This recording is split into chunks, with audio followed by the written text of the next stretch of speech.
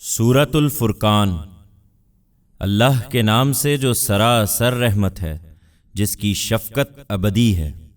بہت بزرگ، بہت فیض رساں ہے وہ ذات جس نے اپنے بندے پر یہ فرقان اتارا ہے، اس لیے کہ وہ اہل عالم کے لیے خبردار کرنے والا ہو۔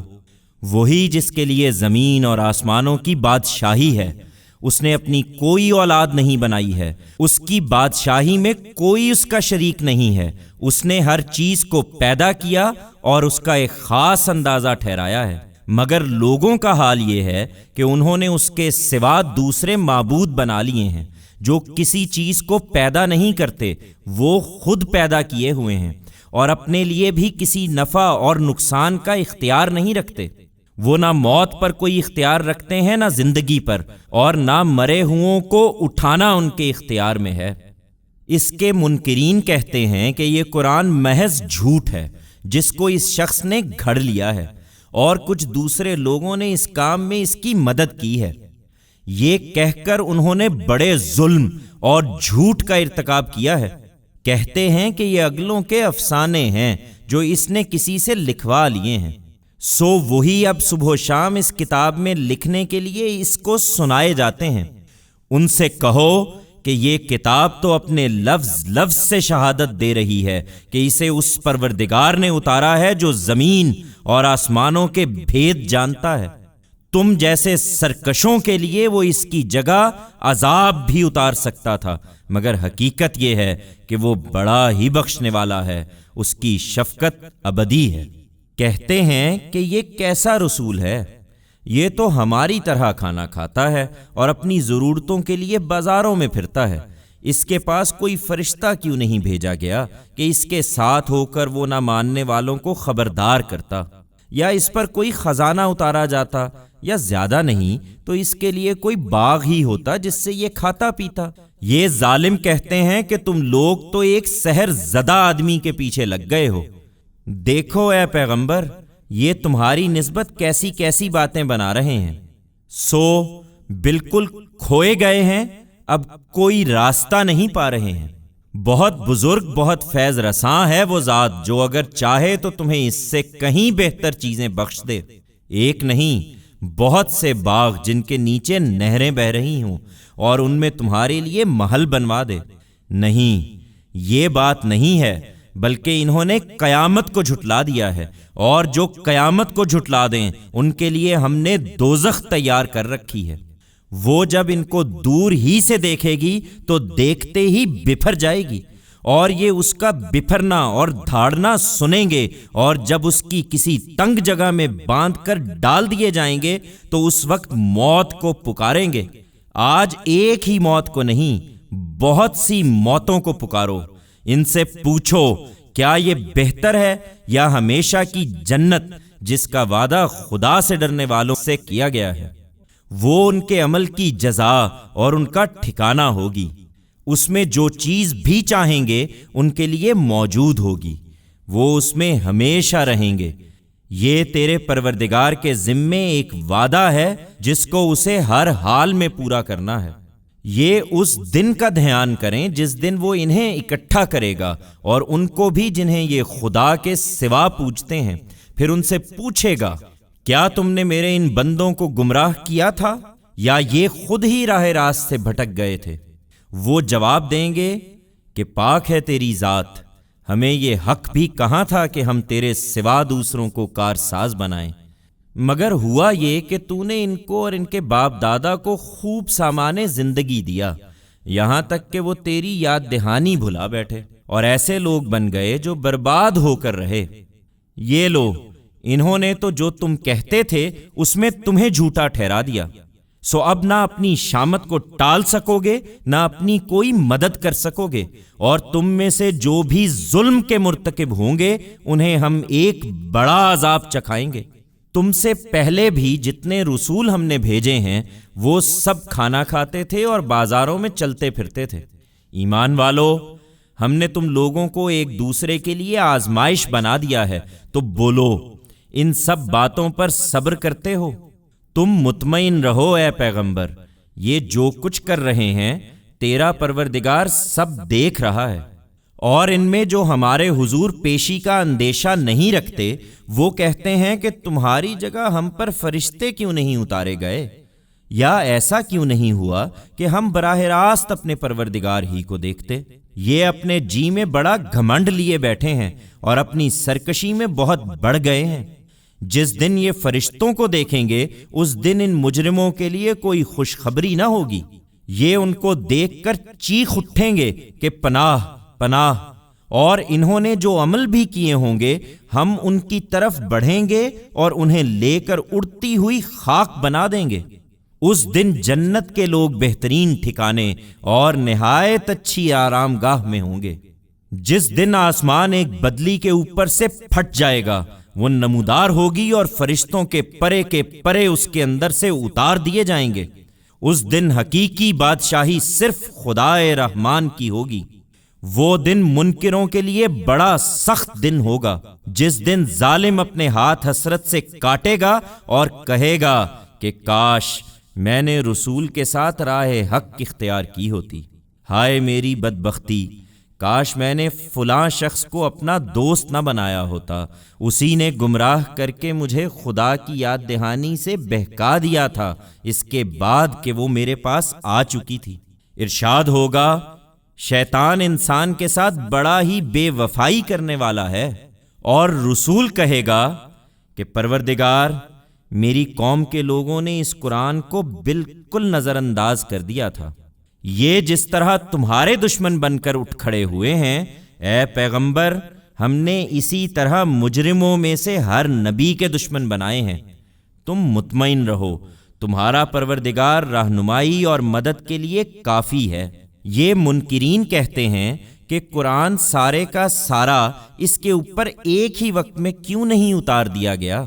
ہم نے ایسا ہی کیا ہے، اس لیے کہ اس کے ذریعے سے ہم تمہارے دل کو مضبوط کریں، اور یہی سبب ہے کہ ہم نے اس کو ٹھہر ٹھہر کر اتارا ہے۔ یہ لوگ جو اعتراض بھی تمہارے پاس لے کر آئیں گے اس کا ٹھیک جواب اور اس کی بہترین توجیہ ہم تمہیں بتا دیں گے۔ ان کے لیے اب دوزخ ہی ہے، اور جو لوگ اپنے منہوں کے بل دوزخ کی طرف گھسیٹے جائیں گے انہی کا ٹھکانہ بہت برا ہے، اور وہی سب سے بڑھ کر گم کردہ راہ ہیں۔ ہم نے موسیٰ کو بھی اسی طرح کتاب عطا فرمائی تھی، اور اس کے ساتھ اس کے بھائی ہارون کو اس کا مددگار بنا دیا تھا۔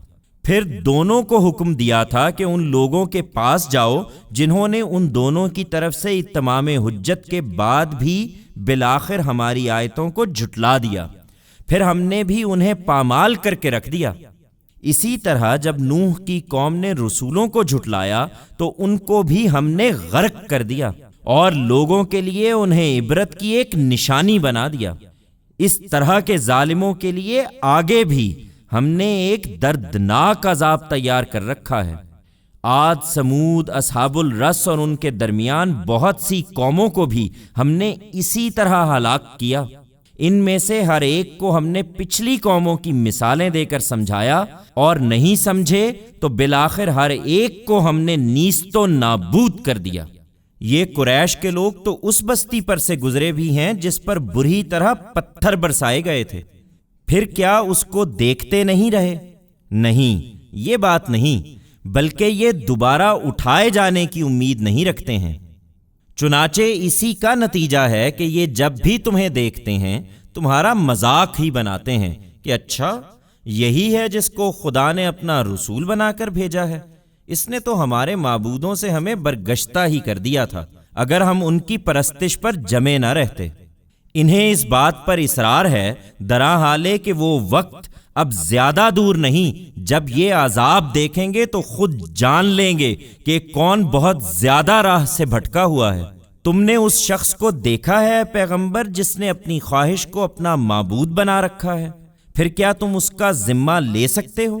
کیا تم سمجھتے ہو کہ ان میں سے اکثر سنتے یا سمجھتے ہیں؟ یہ تو محض جانوروں کی طرح ہیں، بلکہ ان سے بھی زیادہ بے راہ ہیں۔ لوگو، کس ہستی کو چھوڑ کر ان بتوں کی پرستش پر جمے ہوئے ہو؟ تم نے دیکھا نہیں اپنے پروردگار کو کہ کس طرح رات کا سایہ پھیلا دیتا ہے؟ اگر وہ چاہتا تو اس کو اسی طرح ٹھہرا دیتا۔ پھر دیکھتے نہیں ہو کہ ہم نے سورج کو اس پر دلیل بنایا ہے، پھر اسی سے آہستہ آہستہ ہم اس کو اپنی طرف سمیٹ لیتے ہیں۔ وہی ہے جس نے رات کو تمہارے لیے پردہ اور اس میں نیند کو باعث راحت بنایا اور دن کو جی اٹھنے کا وقت بنا دیا، اور وہی ہے جو اپنی رحمت کی بارش سے پہلے ہواؤں کو بشارت بنا کر بھیجتا ہے۔ لوگو، دیکھتے نہیں ہو کہ ہم آسمان سے پاکیزہ پانی اتارتے ہیں کہ اس سے شہر کی مردہ زمین میں جان ڈال دیں اور اپنی مخلوقات میں سے بہت سے جانوروں اور انسانوں کو اس سے سیراب کر دیں۔ ہم نے اس قرآن کو ان کے درمیان طرح طرح سے بیان کیا ہے اے پیغمبر، تاکہ یہ یاد دہانی حاصل کریں، مگر اکثر لوگ ناشکری کیے بغیر نہیں رہتے۔